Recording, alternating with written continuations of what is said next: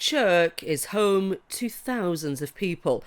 Nestled amongst the Berwyn Mountains and the Ceiriog Valley, it's a peaceful place to live. But for some locals, there's a nuisance neighbour. Well, I think Kronospan are guilty of environmental vandalism. All we want is clean air. We don't want the factory closed down, we just want clean air for the residents of Chirk. We like our neighbours, Kronospan, to treat their neighbours, us, with respect. This retired teacher has lived here for 48 years.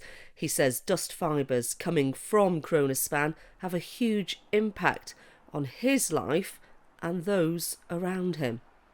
The odour is so bad, we can't sit in our gardens, we have to come in, and the dust covers windowsills, car windscreens, cars, outdoor garden tables, and the worry is we know all of that, but we don't know what effect that is having on health. Villagers say they feel forgotten, so they've come to this cafe to discuss their battle plan. Photos here show the dust left on their cars. For father of four Leighton, there are fears around his children's health. I can't let my kids carry on breathing this in and then me in the future say, well, I knew we had a problem, but I didn't want to cause a fuss about it, to be honest with you. I'm sick to death of it. It's like banging your head against a brick wall.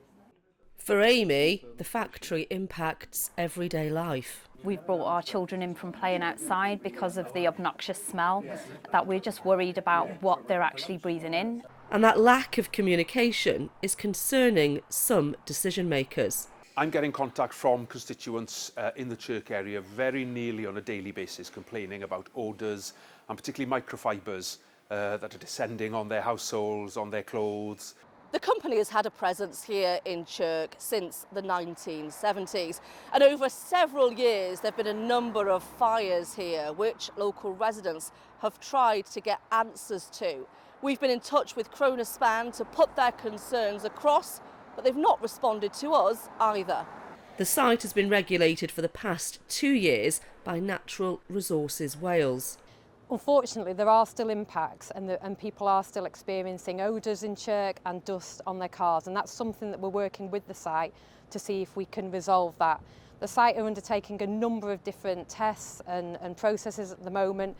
Villagers say this isn't the end of the line. Joanne Gallacher, ITV News, Chirk.